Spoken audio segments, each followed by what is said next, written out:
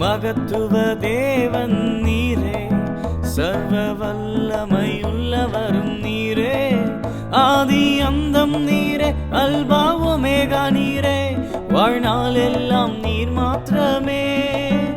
ஆதி அந்தம் நீரே, alpha omega நீரே, வாழ்நாள் எல்லாம் நீர் போதுமே.